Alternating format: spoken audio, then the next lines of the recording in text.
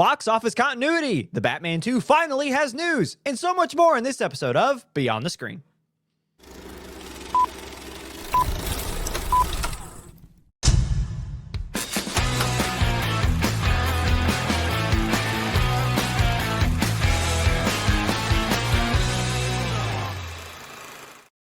Hello, everybody. My name's Ryan. That's Jake, and this is Beyond the Screen. Oh, yeah, you. That's Jake. He didn't know that before. I just kind of threw a guy in front of a camera and said, "You pod." And he said, "Uh-huh."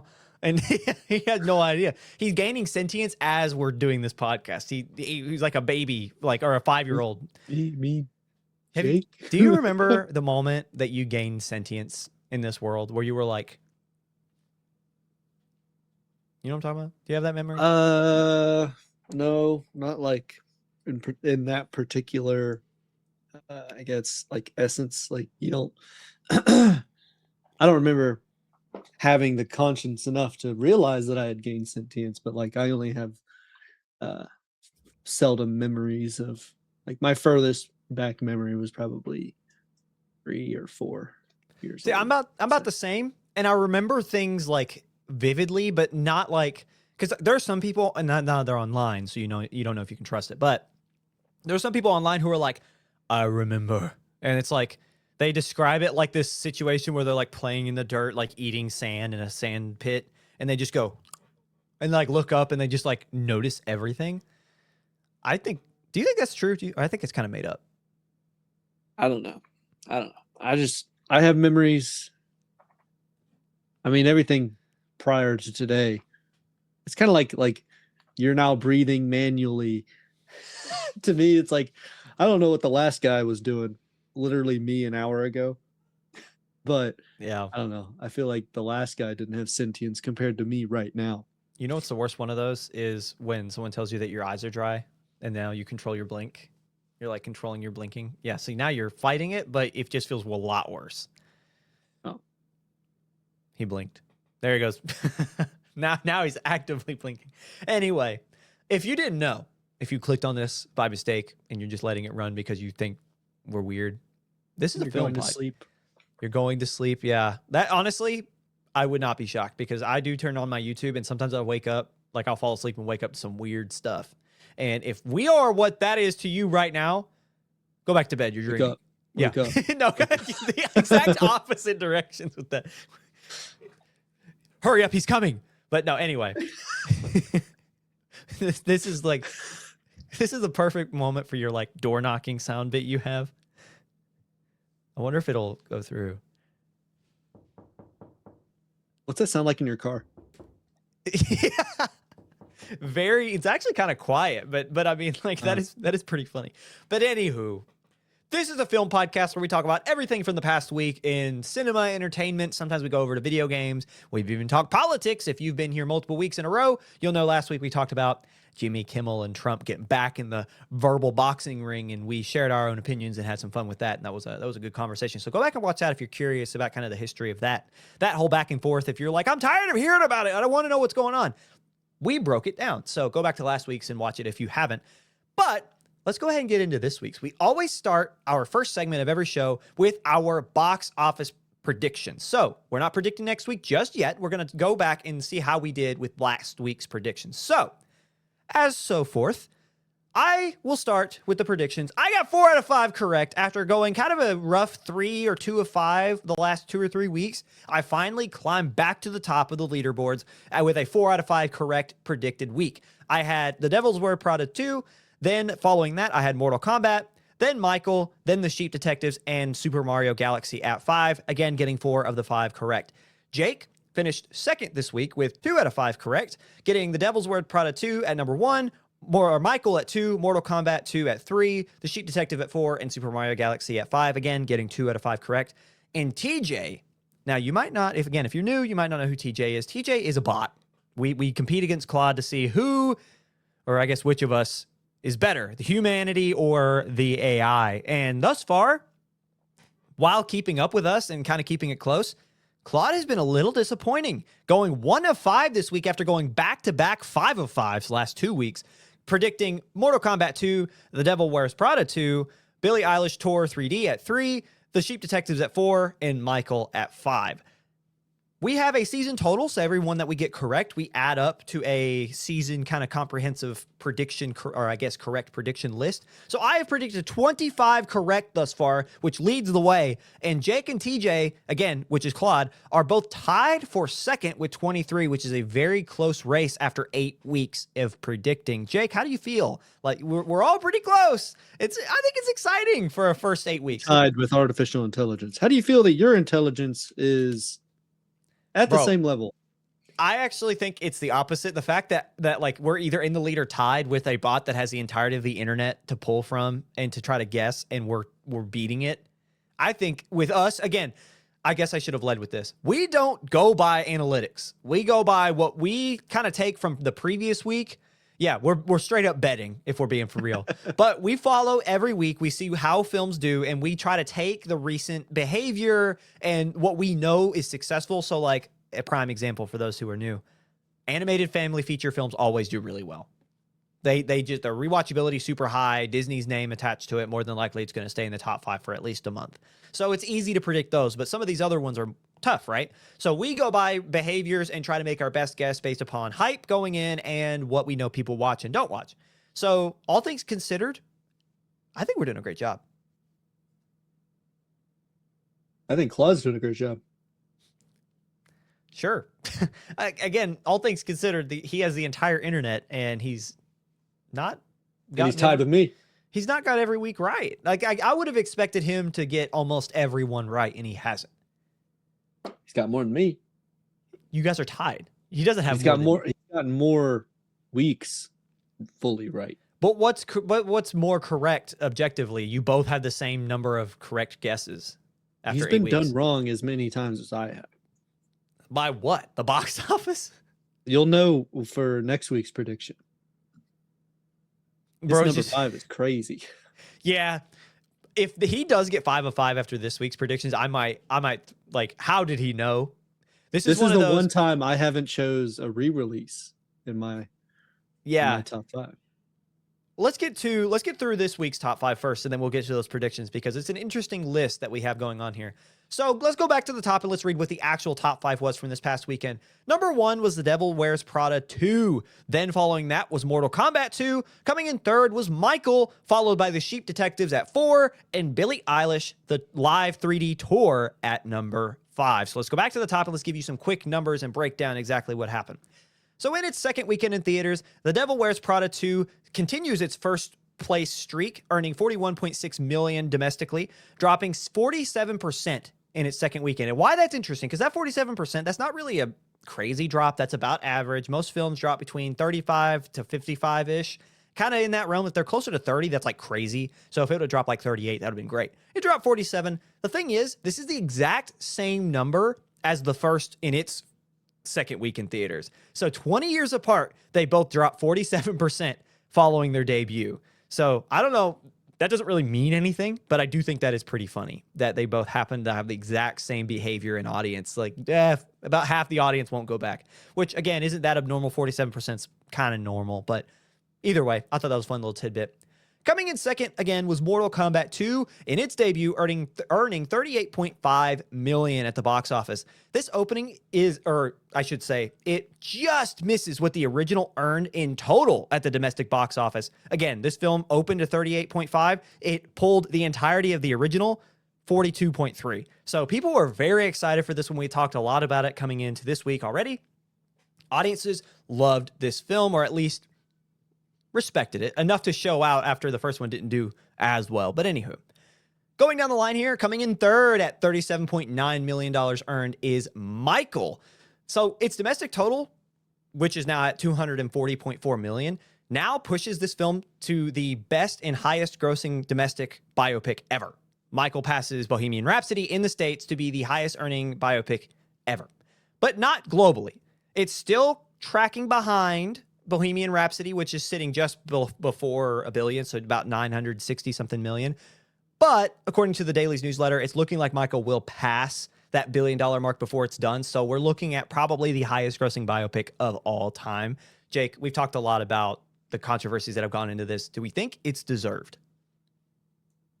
For For those who love Michael Jackson, yeah, it's deserved. For those who are skeptical of how the movie was made, what was omitted, and um, what is to come in part two, I think that's to be told. Right? Yeah.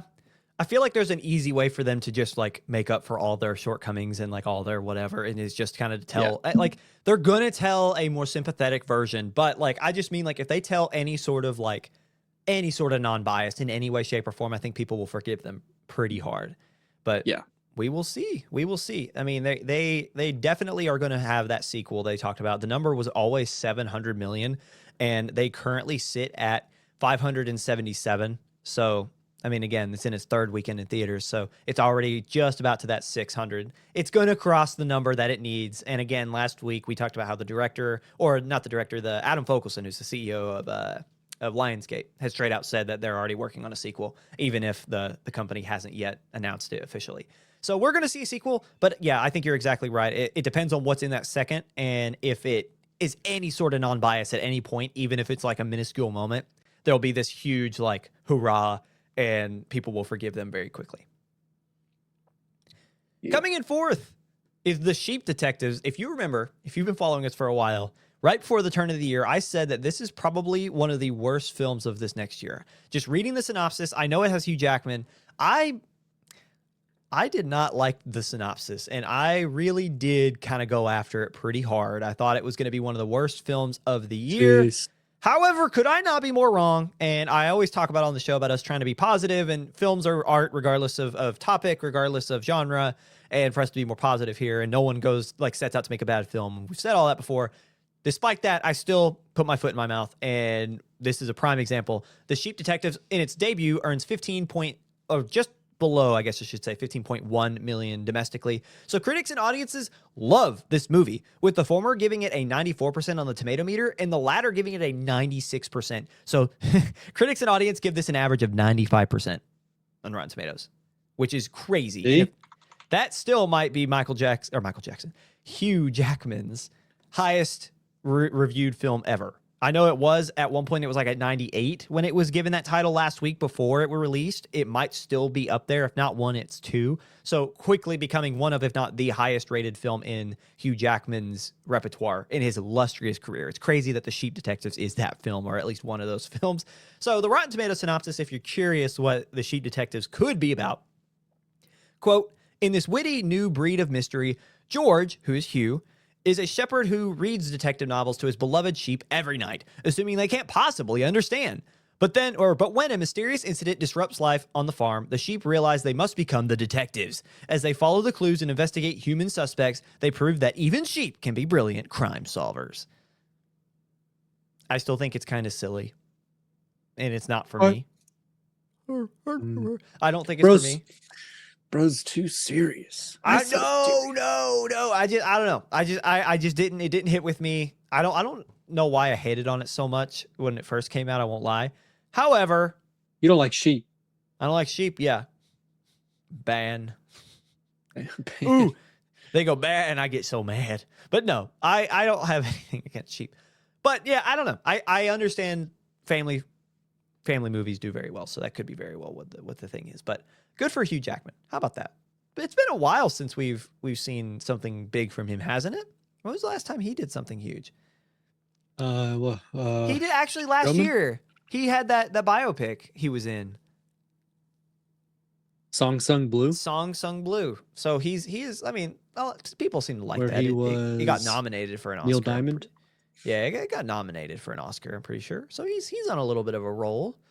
I didn't remember Song Sung Blue very well though. But either way, people seem to really like that one. Like Bob Dylan, I think, overshadowed it. Isn't that right? I remember the marketing for it. I don't remember the movie itself. Yeah, it was Deadpool and Wolverine, and then Song Sung Blue, and then Sheep Detectives. And then he voiced himself in Rick and Morty before that.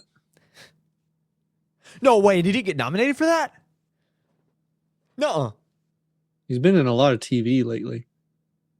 I guess it'd be voice easier. of a janitor in The Simpsons. That's probably easier and like a good paycheck. Like he just shows up to a booth and you like, you know what I mean? Like because he is getting close. He's not 60 yet, but he's close. I don't know how old he is. It usually tells you in there, but I don't know. It is interesting that since Deadpool and Wolverine that he has had these more like, I don't know about Song Sung Blue. 57. I don't know if Song Sung Blue was like crazy. Like, did he need to be super physically fit for that? But it is interesting to see that like he's done Sheep Detectives, a bunch of voice actor like kind of spoofs. It's almost like he's like giving himself that time to rest and not be in shape all the time. But who knows if he's if he's played a detective in 2021. Have you heard of this? Reminiscence. Nick Bannister, a private investigator of the mind, navigates the alluring world of the past when his life is changed by new client May. A simple case becomes an obsession after she disappears, and he fights to learn the truth about her. And I assume it's like a dream kind of deal. That's cool. I don't know. Interesting. I don't like. I'm a Hugh Jackman 5.9 out of 10. Yeesh. 59% is what he got scored on that. All right. Well, happy for Hugh Jackman. That's what I'll say. And it is interesting to see the trajectory of his career. All of what I just said could be completely incorrect if he shows up in Endgame, by the way. If he shows up as jacked Wolverine, then it's just like everything I just said about him taking it easy since Deadpool and Wolverine just gone because he's been secretly in shape the entire time, which very well could happen. We'll have to see in December.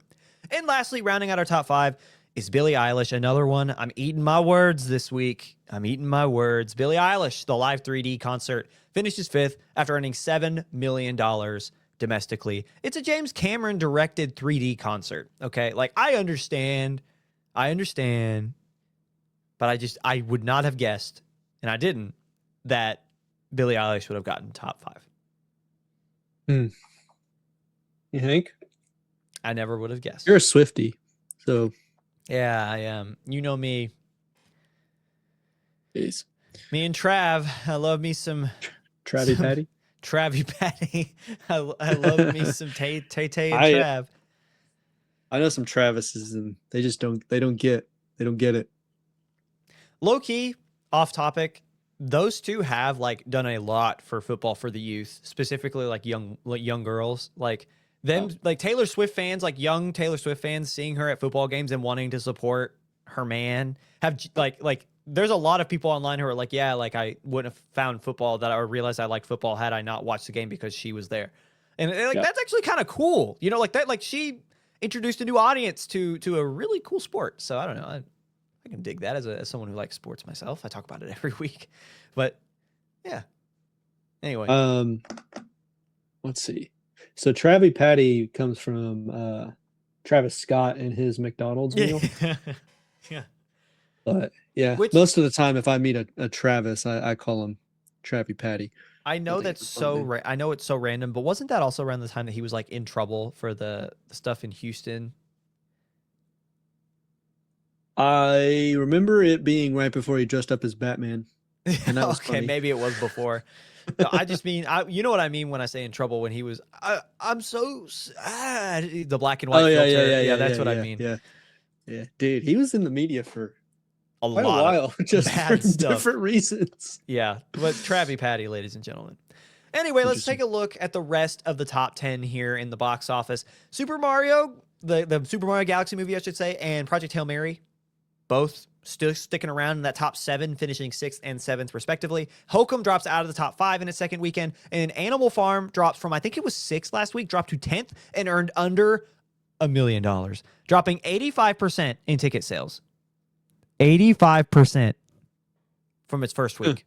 That is an Andy Serkis led production. What we talked about last week, a dumbed down animation of the George Orwell classic Animal Farm. So, Jake, looking at the rest of the box office, is there anything that interests you? Anything that catches your eye? Let's see here. I ain't seeing nothing new. Got Hokum down at 8. Yeah, Animal Farm at 10. Lee Cronin's The Mummy holding 11th, 4th week. Immediately second week for that time I got reincarnated as a slime. The movie Tears of the Azure Sea dropped 86% in its second But week. that's normal for that genre though. Like they Especially front load when it. nobody picked up the theaters, right? Yeah. I mean, they Only didn't lose any, 800. they didn't gain any. I think that's about it. There's not a lot coming on, nor coming out next week. Well, we have a big one. This You know, there's the upcoming one, Friday. but that's it. Well, Anyway. we'll see. We'll see. Anyway, that's been the box office. Let's go ahead and get into the fun part of our first segment, the predictions. Jake, I want you to start us off. What is your top 5 for next week? My top 5 is Michael at 1, coming from the third into first. It's gonna happen. Read it and weep. It's gonna happen. Gonna happen. Listen, our live studio audience also disagrees with you. Well, they're wrong. So to break it down. I think the audience would boo him again.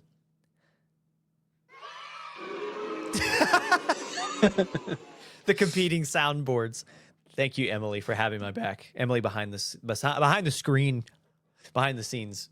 Anyway, continue, Jake. Devil Wears Prada 2 at 2. I think it's going to happen. Michael will pass.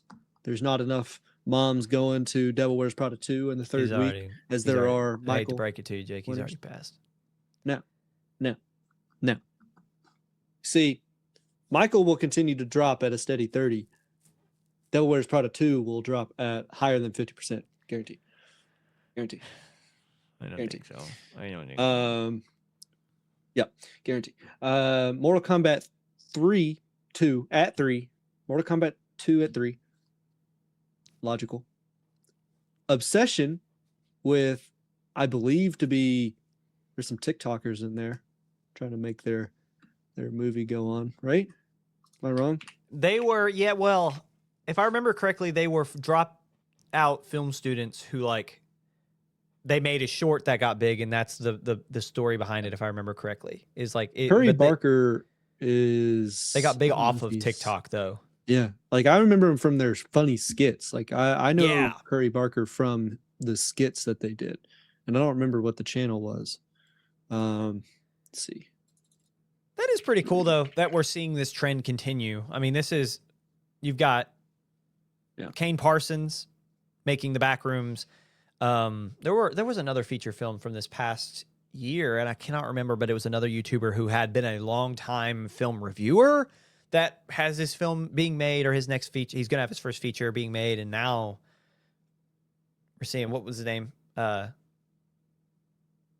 was the guy's name? Eli? Or not Eli. The guy you were just talking about. Eli. Curry? Was it Eli?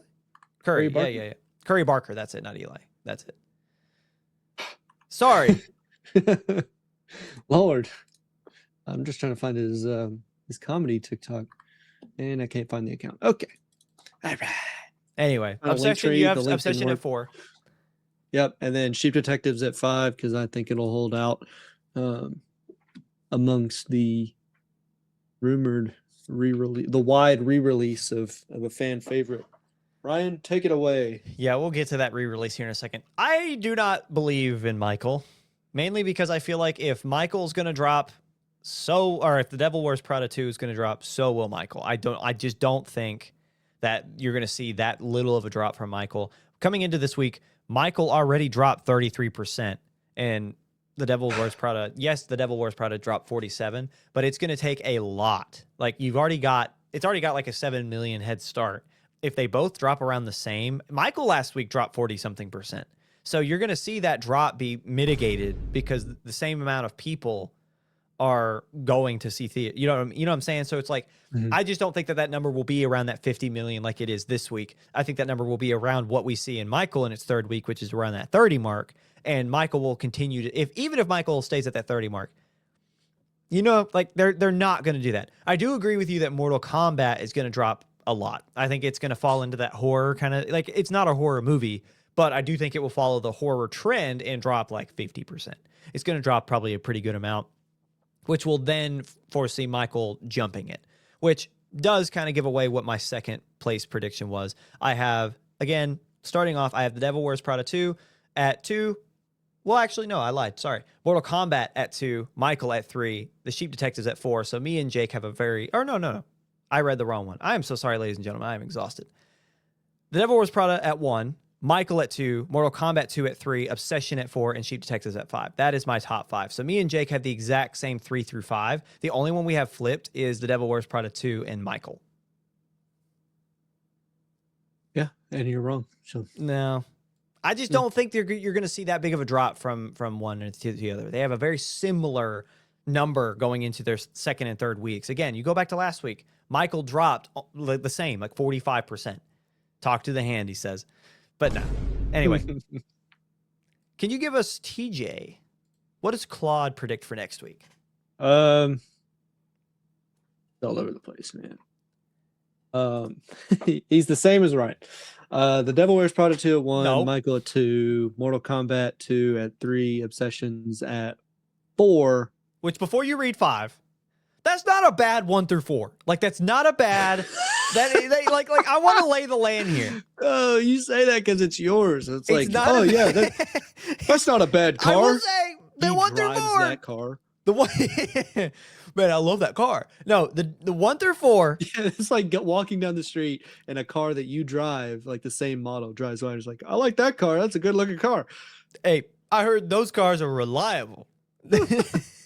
No, I'm telling you, I don't care if it's the same as mine. I'm not trying to make that point. What I'm trying to say is, like, I understand where it's coming from, and I'm like, okay, that's kind of reasonable. And then it gave us this. Shrek at 5. Shrek re-release at 5. Shrek What are you talking re-release. about? What are you talking about? You know what makes me so mad about this? Is it's still probably going to be like, it's still going to be like 3 out of 5 correct. I think it's got a chance. You think Shrek? No way, Shrek. Yeah. Well, what's it re-releasing for? Is this his 25-year anniversary? Yeah. Most people are 25. Statistically. I can't really argue with that because I am 25. Statistically, 1 in 3 people are 25. I don't think that works, but we will use that and say it's true because I am that age. But anyway, yeah. So you're the 2/3. No, I just don't think you're gonna see Shrek pop off like that. I'm sorry. I think it's gonna hover around that 6 to 8 spot in the top 10. I can't believe you're hating on your own generation. I love Shrek. It's not coming top 5. Again, 1 through 4, Because of you. pretty reasonable. People like you. Yeah, I'm the problem. You're not gonna go watch Shrek? Yeah. I don't know. I might. It's like my granddad not liking Citizen Kane. Go up to any old person and be like, "You like Godfather?" And if they say no, that's bro. It's literally your generation. It came out when you were born. That's awesome, dude. No, you gotta like it. Go and watch it again. Have you really tried to sit down and watch? It would resonate with you. Anyway, What movies came out when I was born? an interesting top 5. Jake, you're the same. You are barely younger than I am. The same movies.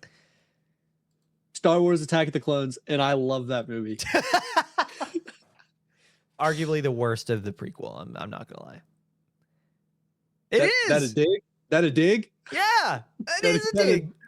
Oh man. What else we got? What is better, Ghost Ship? The Phantom Menace or Attack of the Clones?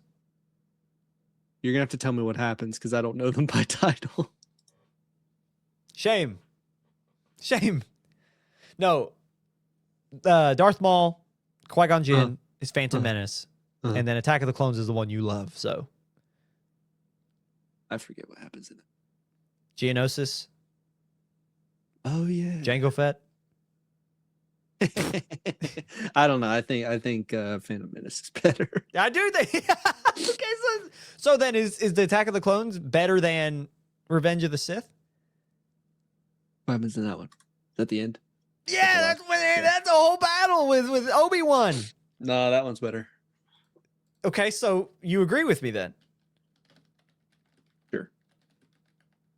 Blade 2. Spider-Man 1. Oh, films that came out in your birth year. Scooby-Doo, the first one. Bro, that's kind of a goated lineup. I won't even lie. That's like a good like day watch. Like if you're gonna just spend a day watching movies, like that's a great back-to-back. The 2002 lineup. Yeah. Attack of the Clones, Stuart Little Scooby-Doo. 2. Stuart Little 2? Oh my gosh, Hugh Lowry, yeah. The first arguably better than the first. Stuart Little 2 was better than the first live action Stuart Little. Deep cut. Anyway, Minority Report. You and your DEI.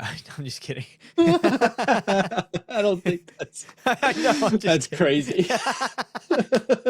Anyway, that's the end of our first segment. So coming up after the break, we have our first news. Oh, it's been so long. For agonizing years, we've been waiting for this day. Matt Reeves drops the latest from The Batman Part 2. We talk about it right up next.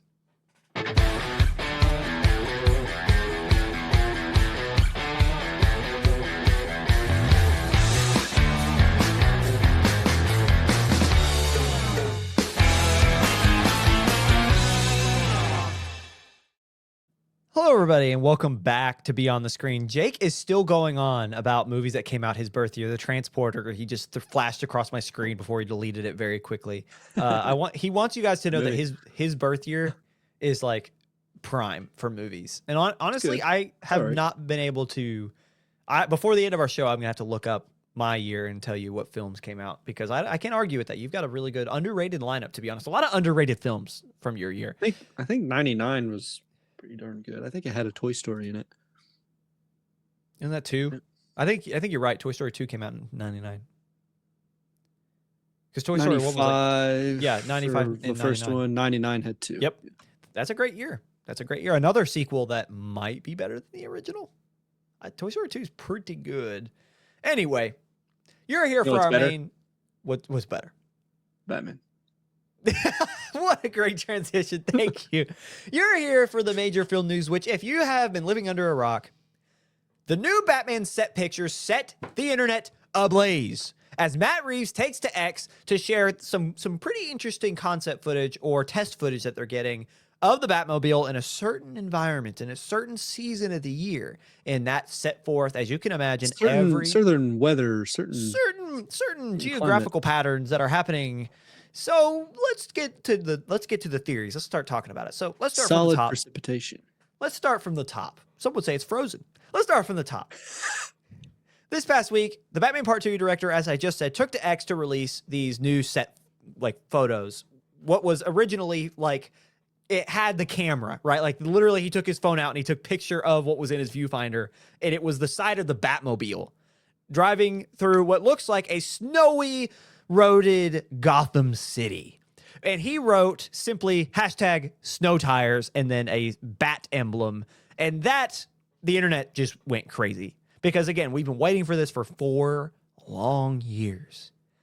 Robert Pattinson last year was like, I hope I'm still young enough to continue being the Batman by the time we make more, because it's been taking so long. There's a lot of conversations about how long Matt Reeves and his co-writer, which I can't remember his name off the top of my head right now, but how long they were taking. There were theories that maybe they were rewriting to put him in with Corn Sweat, which I think as time goes on, that's becoming less and less likely. But now, alas, all that, we have our first look, and let me tell you, if you're a Batman fan, you're going to roll out conspiracy theories with any new piece of information, and they are everywhere. Here's what we know thus far. Let's just talk about the film before we get deep into the conspiracies.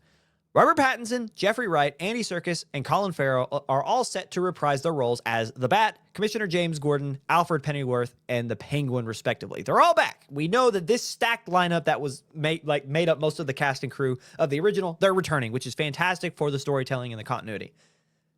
The returning rotation is joined by Academy Award nominees and winners across the board: Sebastian Stan and Scarlett Johansson as Harvey and Glinda Dent, while Charles Dance of Game of Thrones fame has been added to portray Harvey Dent's father, Charles, a role in which the Matt Reeves and producers led company had a tough time casting for. Brad Pitt was at one point attached to it, but then turned it down, followed by a slew of other actors, because Charles Dent is a tough story. He's not a good character, especially with how he treats his son, a lot of child abuse going on there. So a lot of people were having a tough time accepting the role, but the guy who portrayed the head of the Lannisters in Game of Thrones before his untimely squatter death, if you know what I'm talking about, is probably the right guy for that. Charles Dance can play a menacing figure and is a fantastic abusive father in film. Right. Not in real life, in film. No, I didn't say that. Yeah, allegedly. Anyway, that's the guy that is playing Charles Dent. So Jake, with the limited information we currently have, and before we get into like the deep theories for what the story could portray and who the main villain could be, what do we think we will see? I think we'll see greatness. I hope for more like detective side again, but I don't know if they're going to take that route. It's kind of up in the air, right? Are we still pushing for the noir detective like we did in the first one? Or do you think we'll get? I think we're going to get that to some extent, but I guess like what you're asking is like, it's a great question, is like, we're going to see a new villain. Are we going monster or like serial killer? Because we've already done that with the Riddler, but there are so many good stories out there that you could keep doing that time and time again and never run out. But do you shove this young Batman learning his way with Robert Pattinson into a monster style? I'd kind of like to see it. I'd kind of like to see a new environment for him, not just with the seasonal change with the snow, but like with a villain that potentially could match that, or like, we've already got a Clayface movie, so we're not going to see him fighting Clayface. But wouldn't that be interesting if he did fight like a Clayface? You know what I mean? Like, I would find that fascinating to see how that version of the Bat, the moody, angsty, young version, how he would respond. Which we've got. I mean, Colin Farrell's coming back. We've got, I think, Joker, right? Yeah, Barry. Right now, it's a rumor that Barry Keoghan might return as like another cameo as the Joker. Yeah. So, I mean, we've got a lot of people to juggle here. It's feeling like Doomsday. Yeah. Or like, I think Spider-Man 3, I know that that's probably like not what it's going to be, but there were so many characters in the Sam Raimi Spider-Man 3 that it hurt it. And I do worry about that. I feel like we talked about this on the show a little bit. But if they can interact in a way that makes sense and they're not just thrown together and thrown at Batman for him to compete against, and then they round back to the main story, like what happened in Spider-Man 3, I think that they will be fine. Something Collider noted, which I thought was interesting about this modern winter take on the character, includes, quote, "The snow suggests isolation, stillness, and maybe even a colder, more haunted version of the city after the flood and chaos of the first film. That may be reading a lot into one Batmobile shot, but this is the Batman fandom. Reading too much into one image is basically the entry fee," which, again, I could not agree with more. But do you think that this is going to be something where we know that Zoe Kravitz is not returning as Catwoman? We saw her right off. Yeah, tragic. We saw her right off at the end. Do we think that we will find like this match? Obviously, cold and bitter winter does usually lean more, and especially in like literary sense in English, like that is more of an isolationist dream, is like that, like when they're trying to put a character by themselves in like this cold, abrasive environment that usually signifies their mental state. Do we think that this is following that trend? Yeah, I think we're going to see Rachel. Rachel! No! Yeah, no. I think that he's not going to have a love interest. I'm trying to look up love interest of Batman, right? So, Catwoman, Selena Kyle, Talia al Ghul. I don't think we're going to see Ra's al Ghul's daughter. No way. If Ray shows up, I will flip, because that'd be a crazy turn, because that'd be like way out of left field. Yeah. Vicky Vale, which is apparently a journalist I've never heard of. You never heard of Vicky Vale? I'm not into it. Not in that deep. Silver St. Cloud. You ever heard of that? No. And then not for a while anyway. I guess there wasn't a love interest when Poison Ivy was in the other one. So with the bat nipples, that one. Yeah. Remember the George bat nipples? Clooney. Yeah. But she could be the love interest that seduces him, maybe, right? Isn't she in this? Poison Ivy? I don't think well, there's been no No? reports, but the thing is, we don't know. Like there literally could be anything. The only thing we know for a fact is that it is Sebastian Stan and Scarlett Johansson and Charles Dance, and even the characters that we have listed, that's still not really been confirmed. It's only been lightly confirmed, so we don't really know who they're going to portray. I don't know. I do think, going back to the question, I do think that we're going to see like the battle of the wits with this character. And what I mean by that is like he's leaned on a lot of people thus far, from the first one especially. He portrayed, again, in the original, he was this angsty teen almost, right? Like going through this new phase of his life. Like he has this mission and he's just trying to figure it out. So he gets this muscle car, decks it out, and makes it feel like it's a millionaire just throwing together toys, just trying to figure out how to do this thing, right? Like it felt very real, which was really cool. But it took Alfred to kind of put him into gear. It took Selena Kyle to like help him get to where he needed to be in order to be the hero that he needed to be at the end to defeat the Riddler, right? Like it took a lot of outside perspective. He's not the Batman yet. Like he is, but he's not the Batman, right? Like we've not gotten to that point yet. And by the end of it, you see where he becomes like this the symbol of hope for these people. Like when I think of Batman, I think of the animated series where he's trying to genuinely help every one of his villains, like the enemies he's fighting. He only wants them to improve, right? He has that no kill streak, obviously, but it's beyond that. Or like there are other instances in those animated series where he would sit with children. And like that, he's a symbol of hope, even if he is a dark symbol, right?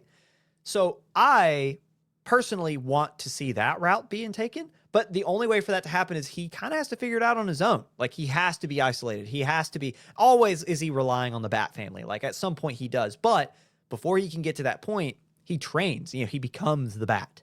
So I would be interested to see more of a reaction. How does this character respond to no Selena, right? Alfred's taught him almost everything he can know. Alfred will always be there. But there's an extent to where Alfred's never been a vigilante going out at night fighting monsters and man, right? So Batman's got to figure that out. And then maybe the birth of the Bat family, which has been introduced or slowly kind of making the rounds of the internet, is talking about, will we see Robin? Will we see Robin? I think that'd be awesome. Because that'd be a really fun way for him to like learn how to be an adult or be Batman. Is like, I have to be responsible for this kid who's gone through a very similar circumstance to me, like in Dick Grayson. And I would like to see that. I feel like that'd be a really cool way to show him kind of grow up. What about Barbara Gordon? I never liked Barbara Gordon as a love interest. I thought that was always kind of odd. All right, buddy. Oh, come on. Oracle? I feel like Oracle, like all of the Bat family, I feel like that's like off limits. Like, you know what I mean? Like, Isn't she Batgirl in some of them? yes, but she becomes Oracle. Bro's never seen The Killing Joke or read The Killing Joke. Nope. It shows how I can't read. No, it's a great comic. But anyway, Sure. I don't know. I'm just not really into the Bat with a romance with like Barbara. I feel like that when you say that, I don't. Yeah. The Lego Batman movie. Because that's who wasn't it Barbara Gordon that he had a love interest in Lego Batman? Yeah. That's fine, I guess. Like so I'm saying they're pulling inspiration from the Lego greatest movie Batman of all time. The Lego Batman movie. Zach Galifianakis is an underrated Joker. That was really fun. But anyway. Anywho. It was a little odd, that relationship they had, but what are you going to do? Well, I mean, is he not? Are we not a thing? Are we not hero and villain here? Am I not your arch enemy? I thought that was pretty funny. But anyway, with that and the emphasis on the cult, so we'll talk about, with that, this becomes the perfect setting for the first big screen appearance, or the first since 90s. We talked about it before. Old Arnie portrayed him, but the first one in a very long time, in 30 years, of Mr. Freeze. That has kind of been who people have been talking about. Oh, the drum roll was just a second late. Mr. Freeze! That's who people have been talking about. It is an assumption, and the internet is like, hey, it's cold. I know a perfect villain that would work for the cold. I know a perfect villain that this setting would fit. And a lot of people say Mr. Freeze. Again, this is the first time we would have seen him in live action since Arnold took his swing at it in not a great Batman movie with George Clooney back in the day. I'd like to see you do better. Nora. Well, how would you say it? Now you just heard it. Nora. See? I don't think you could have done better. Hey, give me Matt, please. Matt Reeves, Put me in a cold suit and see how well I do. That is what happened. That is what happened because they did freeze the crap out of him, didn't they? Isn't that like the lore of Onset? Like they did freeze the crap out of Arnold. He was actually cold. He was actually like dying. I'm pretty sure. I'm pretty sure he was cold. I don't know. Dang it. While you look that up, something that has been going around the internet as people have been talking about Mr. Freeze and like, oh, it got to be Mr. Freeze. It got to be Mr. Freeze. I think that this is obviously a hint, but I don't think he's going to be the main villain. And we'll talk about what story they could be pulling from. Someone online already made a really interesting cast, a fan cast of who could be portraying the scary villain. That being Mads Mikkelsen. He is such a good villain. Like his face is built for it. I just wonder, do you think that Mads Mikkelsen would be a good Mr. Freeze? Who is he? Sorry. Matt. Who? Yeah. Mads Mikkelsen. Who? Hold on. You froze. He was in James Bond. No, it's okay. He was in James Bond. He was in The Hunt. He was in Hannibal. Oh, that guy, Mads? M-A-D. Yeah, Mads Mikkelsen. Oh, yeah, that guy? Doctor Strange. He was the main villain in the original Doctor Strange. Hannibal. He's such a good actor. He was in Fantastic Beasts, right? Yeah, he Fantastic replaced Beasts. Johnny Depp. That is a good, yeah. Indiana Jones. Rogue One. Dad and Rogue One. So I wanted to see what else people were fan casting. But before I do that, who would you think could portray Mr. Freeze really well? Arnold. Don't know. Is that what you said? Arnold. No. Stanley Tucci. Honestly, that was who I was going to say because I feel like that would be I think he looks so much like that character. Just like you make him blue. He's already got the glasses. But like the thing is, from Stanley Tucci, we talked last week about like how underrated he is. He is such a good serious actor, and no one really gives him that. Like I feel like he doesn't get that credit enough. I won't say no one gives him that credit, but like he is such a good serious actor, and I would love to see him in a serious role as a character that's a little bit more obscure, a little bit more out there. Voldemort. Ray Fiennes. He would be another good one. One that's interesting is Giancarlo Esposito. I think he would do. Yeah. He would do a really good like animated. Cold. Like, very cold, kind of. Yes. Okay, I thought you said hold. I was waiting for you to. No, yeah, he does play a very good like just like in terms of expression, he's very cold. But also, when I see him, he gives off like the animated version of the character. Like I feel like he could portray that. Someone else that's on here that I find very interesting. There's two actually.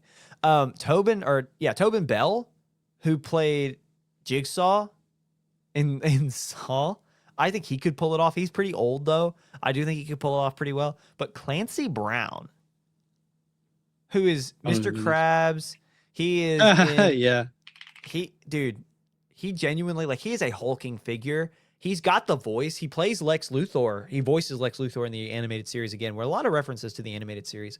I just think he could definitely pull off that villainous. And he's a hulking figure already. He's a tall guy.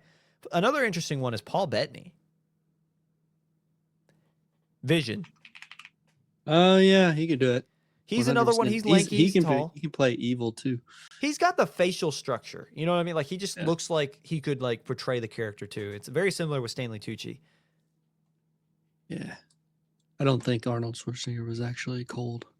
Uh-oh. RDJ's on this list from my cast. He got 8. He got 8 downvotes though. Yeah. Not a fan. As we keep going down, it just gets worse. Bob Ross is on this list, dude. That's awesome. I don't think I think I don't after think you can. I think after you get by like the first 12, I think it's or I guess I'll say 16, it stops getting serious, but that is pretty funny. They got Bryan Cranston on here. That wouldn't be bad. I think he could. I think he could too. Throw another ball cap on him. Throw another bald cap on. Yeah. I just want to see Brian bald. I prefer him bald. I am the cold. It's just word for word, bar for bar, his monologue, but it's just Mr. Freeze instead. It's just actually Breaking Bad. But he's talking to instead of Skylar, he's talking to Nora, who's frozen and has never once talked back to him the entire movie.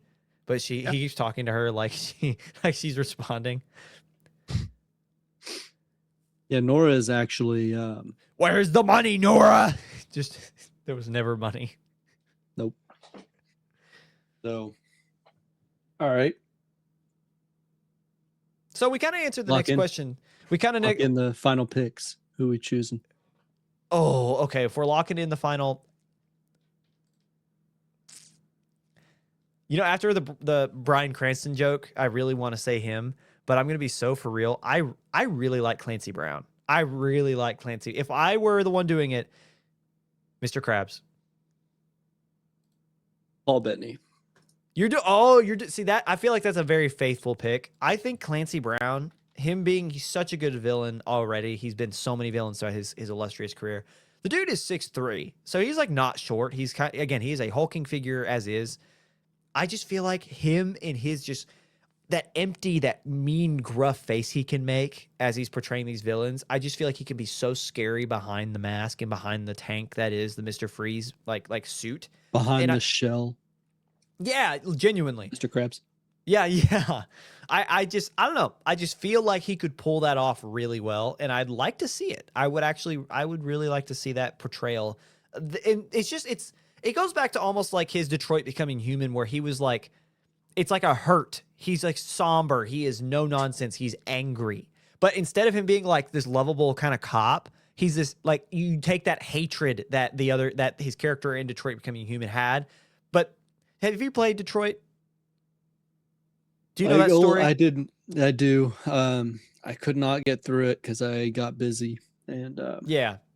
I don't know. Like, I'm one of those people who, like, I want to go down. It was very tricky for me because I'd choose a thing and then it wouldn't work out that way. And I'm like, well, you want to go down every rabbit hole that you can. Well, no, not necessarily. I want to go down the way that, like, I think things should go. And it was always a twist. Like, I would choose this option because this is how I want to play it. And then it'd do the exact opposite of what I thought that option would do. And that pissed me off. That's how like, I want the good route. And then it turned out to be the bad route, but it told me that it was good, and I was like, "Okay." That is how I felt playing Dispatch, but I ended up getting a really good ending. But like, I felt very similar to where I was like, "How do I stay truthful to these characters as I feel like they are?" Like I get what you're saying, because when you play those games, you're like, "Okay, what I've seen from these characters is story based. How would that character respond? Like, how would they respond? What's the accurate choice? Even though there's really not one, you could completely play just to screw it up." But it's also like, I know exactly what you're saying. And that could make that pretty tough. So Clancy Brown, in the world of Detroit Becoming Human, if you haven't played it, it's about a futuristic society where you have this, like, kind of this ethical dilemma between these AI animatronic, these bots, right? What I guess they're just androids who are very human-like, but they are built to be servants of the people, of humanity. Well, they start gaining sentience, and there's this huge thing, this debate. So Clancy Brown plays a cop whose loved one or old partner, I don't remember. I would say old partner. I think it was old partner, had a bad run-in with an android. And that's where I'll leave it, because I think it's really worth like playing. But the twist is at the very beginning. Like, this is what sets the game in motion. His partner that is replaced with an android. And so he has this deep hatred. And that's what I was talking about earlier. Like, his character, he has this just animosity towards this bot that has shown up, that is gaining sentience. And he has this anger, but he is a human. He's a very good, like when I mean human, he's got this humanity to him. And he's genuinely a good person. Clancy Brown's character as the cop, he's a good person deep down, so he can't keep that anger throughout. Like, even though you feel it, it's more of a place of hurt, not anger. If you took that you took that kind of concept where he was just, ooh, he was mean and he was just gritty and he was just unforgiving, and you make it hate and you make it desire to save his wife, that desperation, instead of the kind of the forgivable nature of his character in Detroit. I think Clancy Brown would be amazing. I think he'd be so perfect for that role, just with who he is as an actor. Emily, thank you so much. For those watching at home, Clancy Brown on the left with the animated version on the right of Mr. Freeze. I think he could do it. I think it'd be a really good rendition of the character. But Paul Bettany as well. Yeah, he's good too. He just they'd have to do something with his voice, because I'm pretty sure the Freeze has like. He does, but he's got like almost like a robotic voice. If he just has like an accent like from the States, it would fit so easily. He's not from the States. He's British, I think. Yeah, Mr. Freeze. I mean, Mr. Freeze is. Mr. Freeze is American. Sure. He is.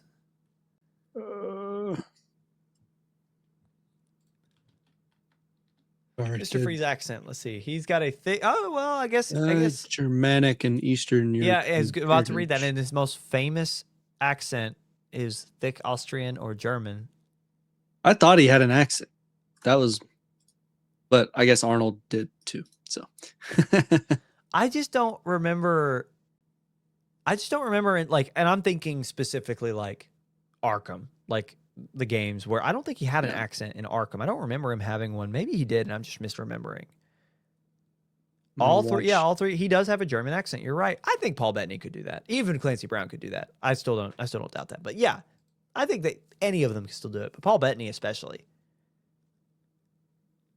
Hold on. Yeah, he just, for those watching at home, that now is Paul Bettany with the same Freeze image.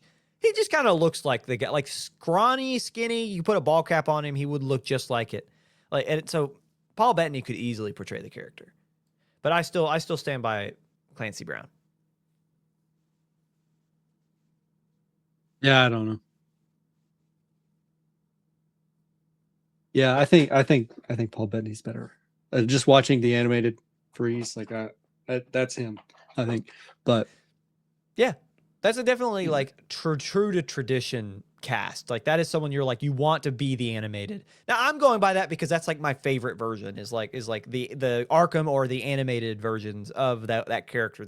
I think that's when I don't think it's any doubt that that's when he's at his best and that's when he's at his most interesting. So that's what I always kind of recall too. I know they're probably going to go in a more unique direction, but yeah, we will see. Anything else you want to talk about? Batman and Mr. Freeze. Where specifically do we want to see the storyline go? If it is Mr. Freeze, do we have an idea? I hope that since we've seen the Bat kind of go crazy at the end, kind of deal, like come into grips with, I guess that no killing thing. I think he got really close. Yeah. And so we're either going to see that carry over at the start, or he's gonna like have I guess finalized that thought process, and or we might see it tested, like he's not finalized that, and we'll see it tested through Freeze, I would assume, or Two-Face, right, where he has to make choices, or Two-Face kind of gives him that luck of the draw kind of deal. I think it's tested there maybe, and the growth is like the finalization of his no killing rule, maybe. I mean, he doesn't kill in the first one, but I don't know if he's too new, or I don't know. He might have just not been wanting to, and we see him at the very end of the first one get really close. I'm kind of right there with you about the morality side of things, but if it is Mr. Freeze, and I would like to see Mr. Freeze be the central villain. I don't know how that's going to happen with Harvey Dent. I feel like maybe this is like an introduction to Harvey. If it is Mr. Freeze, what I would be most interested in is very, very similar in tune to what you were saying. Nora is the entire reason of Mr. Freeze's everything. She's sick. She's going to die. She's frozen so that she is essentially in cryostasis so that he can buy more time to find a cure. The whole point. I would like to see Bruce pushed to that extreme of like, she might have to die. Like we'll talk about that decision of like his no kill rule is like Nora might not be savable. And because he can't accept that, he can't let her go, he is committing crime. And so it's kind of like that whole juggling act of like, what do I do? And on top of it, there is a similar feel because, again, what is the Batman's entire reason for doing anything is he lost the people he was closest to. Would Bruce Wayne not go to similar lengths if he felt like he could save his parents, if they were on the precipice of death, but he felt like he could pull them back? Would he not? Doesn't matter if he was a kid. I'm talking about Bruce Wayne now. Would he not be doing the same thing with his resources and his ability? He would be. So that would be an interesting mental dilemma to see this version of the Batman go through on top of everything else. Like of him, like what I was saying earlier about him, like growing up and being like on top of him dealing with the isolationism that is a snowy, chaotic Gotham. What if his villain is kind of a mirror snapshot of himself, just in a different position? It's like Bruce would be doing the same thing to save his parents if given the chance, but he still has to stop this guy even though he resonates with him. That would be a really interesting dilemma to see him go through. Yeah, I agree. That'd be fun. That would be fun. Which Mr. Freeze is not confirmed? No. This is all internet speculation. Yeah. So, tell us who you think should be cast as Mr. Freeze, and specifically, if it is Mr. Freeze, what story should they adapt, or I guess predict what they might be adapting? Either or would be fine. I would love to hear from you guys in the comments. But anywho, that's been the end of our second segment. So coming up after the break, we're gonna give you our quick hits and what you should know before you go. We'll be right back.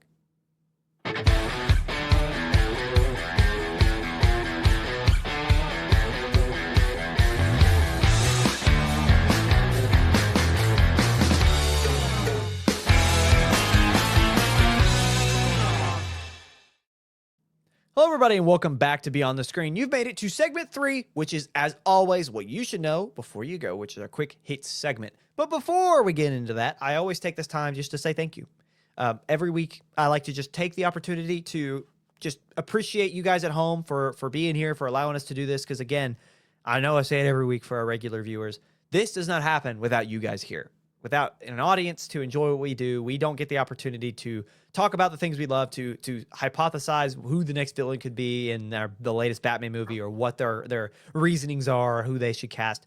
We come on here every week, we have fun, we talk about the things we love, and we share it with the world. And the fact that you guys stop for an hour and a half every week to listen to us ramble means the world. So thank you so much for being here. As always, like, subscribe, follow, comment, share, the whole nine. It really does help. Rate, review, tell your friends about it, because all of that, every little thing you do helps a ton, and more than we can really describe. So anyway, with that out of the way, we love you. Thank you so much for being here, and let's get you into your quick hit segment and then get you out of here.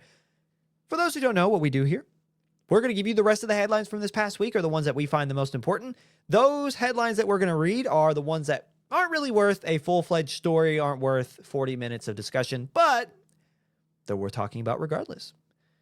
Let's start with Disney, as they officially announced the production of Hocus Pocus 3. I didn't think the second one was that good. Again, shade. I just don't think this is worth a third. Like, I feel like the second one was just nostalgia bait, and it wasn't bad. I just didn't think it was better than the first. And after watching it, it literally was just like, remember this from the first one? Jingle jangle, like keys.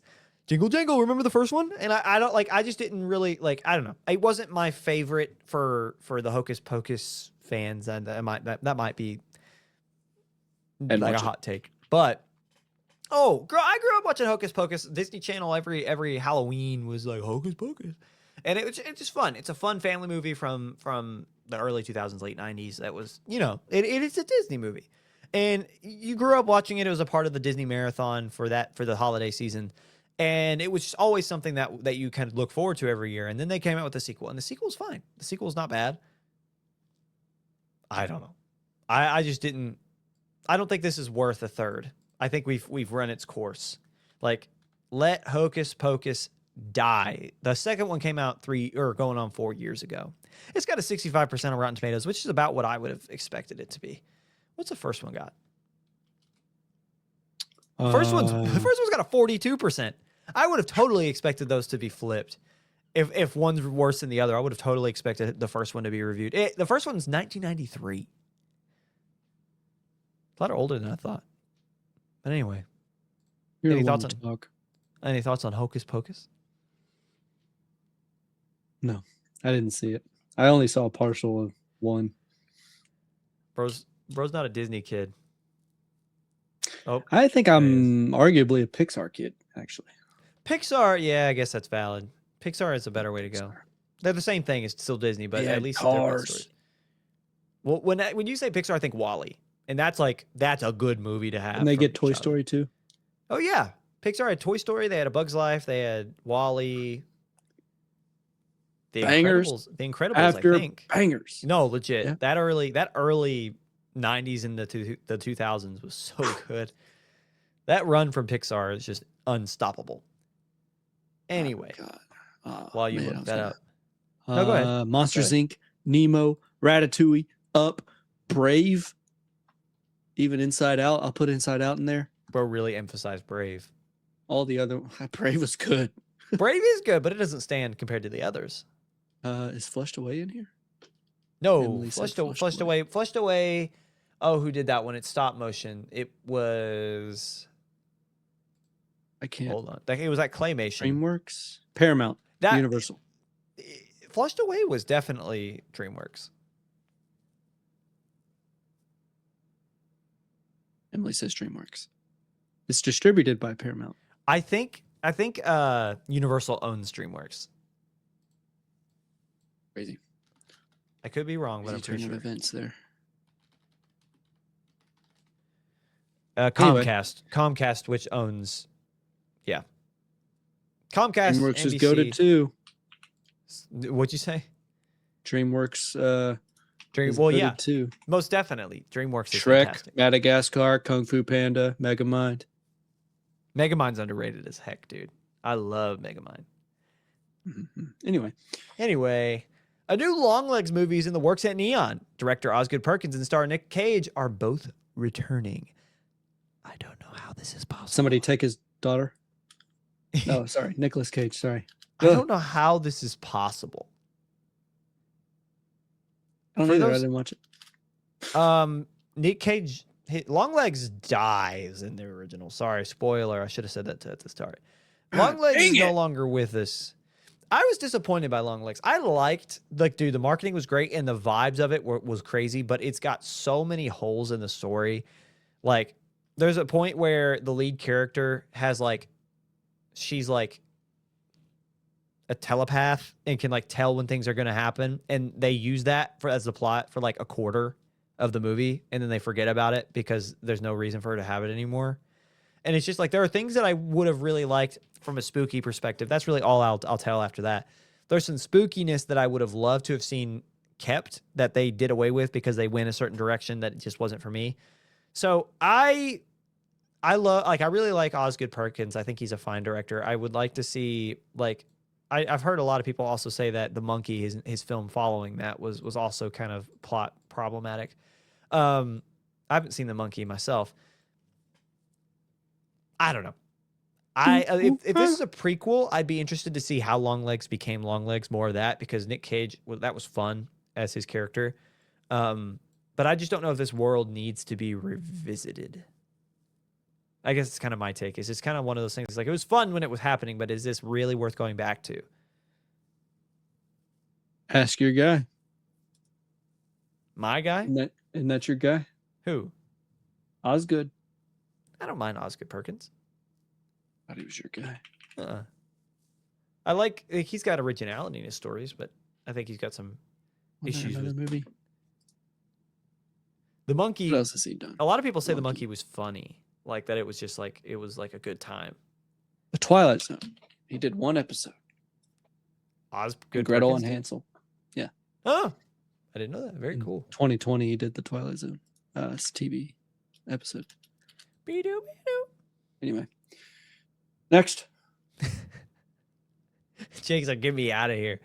Planet of the Apes is getting a new standalone film from the Fantastic Four directors Matt Shackman or I should say, Fantastic Four director Matt Shackman and writer Josh Friedman.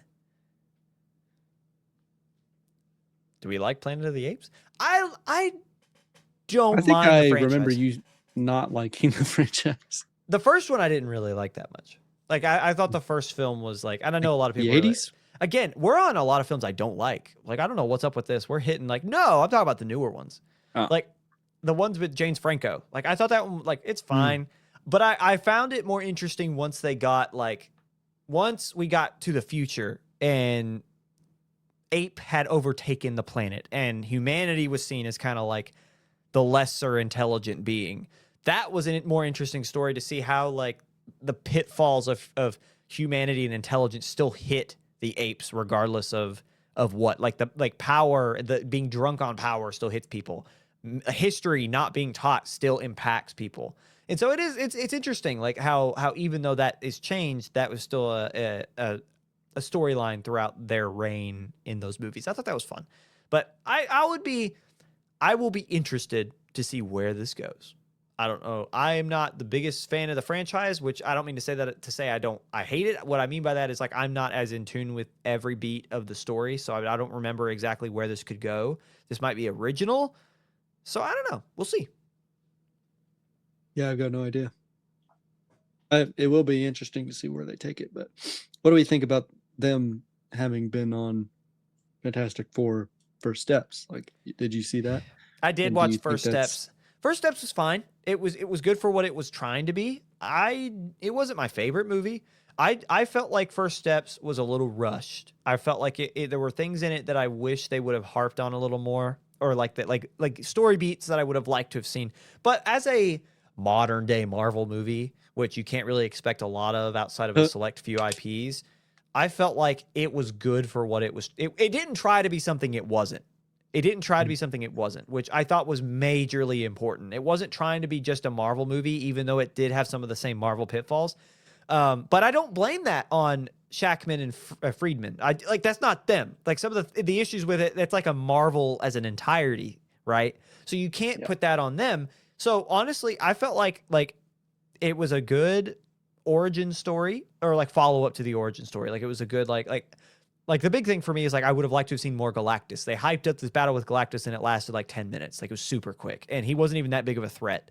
And so it was just kind of like but who knows? Like that could have been again, that could have been more of a producer thing. Like Marvel could have said this has to be quicker and they had to cut a bunch of stuff. Like which happens. So nothing from First Steps makes me not like Jackman or Friedman. Like that really honestly makes me want to see what they can do when they have another IP like Planet of the Apes and they have more creative control, which I don't see why they wouldn't have, like, because who's protecting Planet of the Apes? Like, I feel like this is a great opportunity for them to be really creative and do some really fun things. I don't know who'd be protecting that. That's what I'm saying. It's like, it's not like Marvel where they have like an identity and they have to all look a certain way and they all have to have certain tonal shifts, right? Like Marvel movies, they can't be super spooky. They have to be somewhat funny. Like they all have to be a certain genre. You can't really go out of the box with a Marvel movie. Not anymore, not in this day and age. And I think that Doomsday is about to change that. But since Endgame, that's what I mean. It's like they've all had a very similar Marvel feel. And I feel like that's what this film had to, or I should say, First Steps had to fit in that. That's where I'm excited for Planet of the Apes, for these creators. If I'm not that excited for the IP, I'm excited to see what these guys can do when they have more creative control with something else.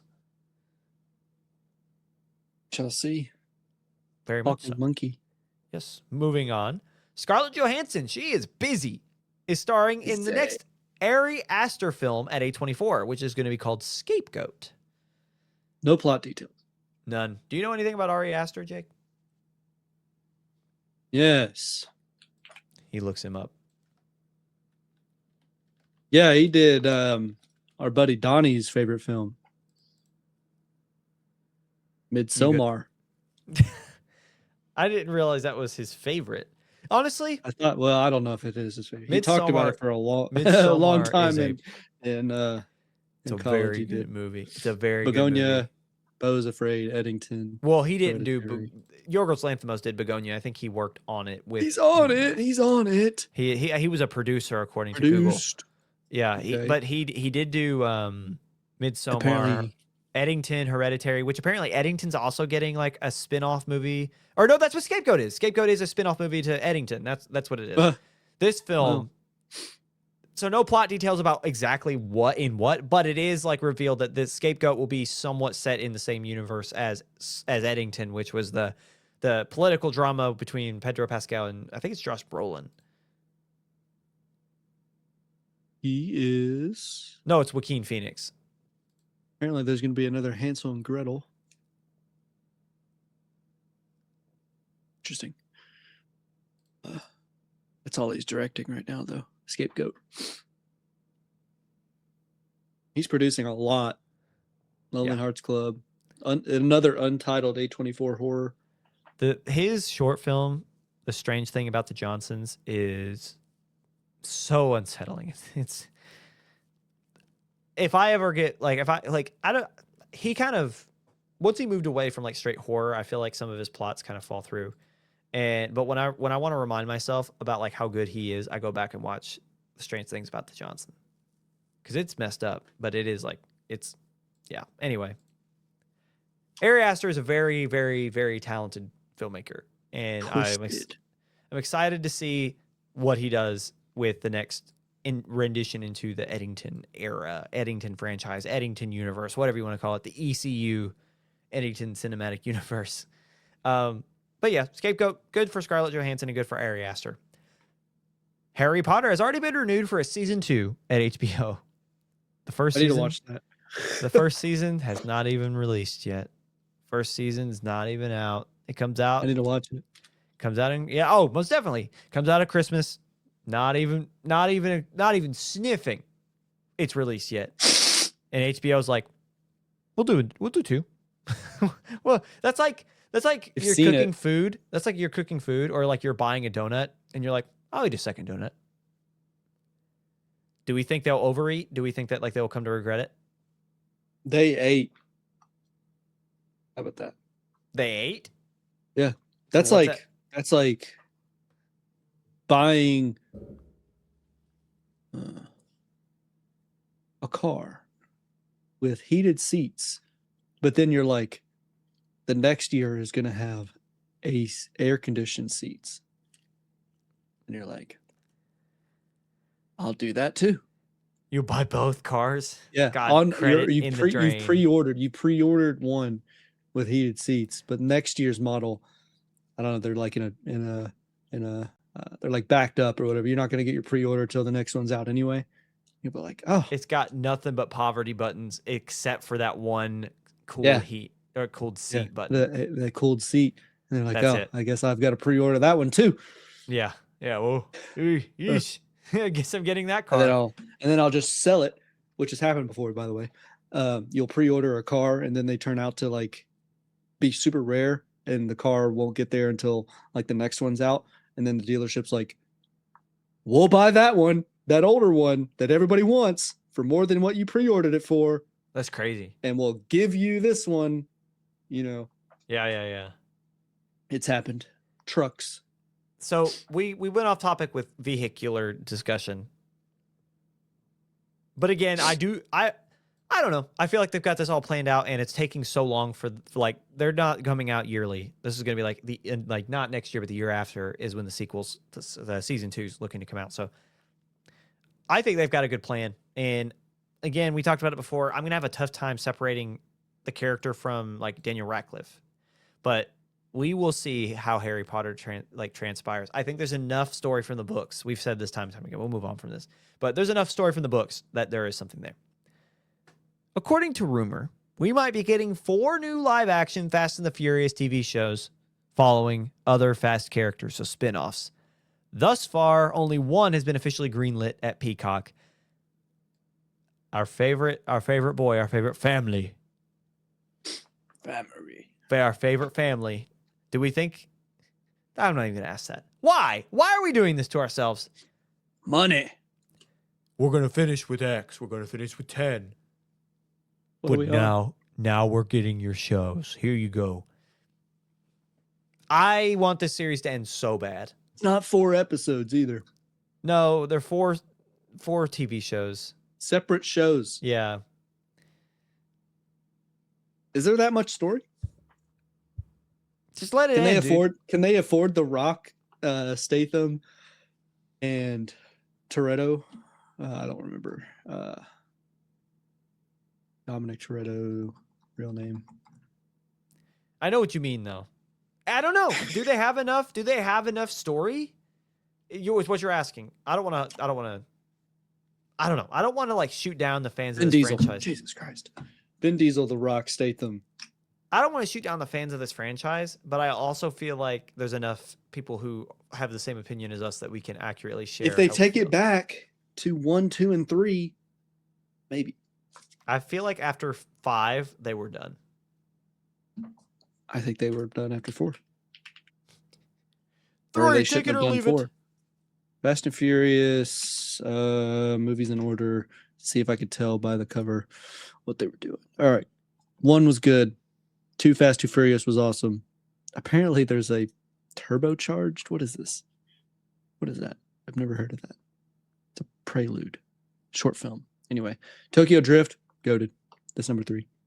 And then Fast and Furious, which is 4. And I think that's like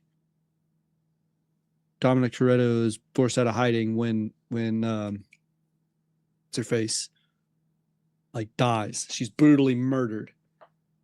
And all that. I don't know. That's why I think it was like 4. Yeah. And then Fast 5 is like guns and like all that junk. I guess like I understand why they wanted to maybe round it out with 5 and just like add their last cash cow and then end it. But we will not go on from there because that's the last of our headlines, by the way. But I don't, there has to be a limit to this at some point. Like not to creativity, but why do we have 10 Fast and Furious movies? That sounds like a joke. That's a lot. Fast Forever at 11.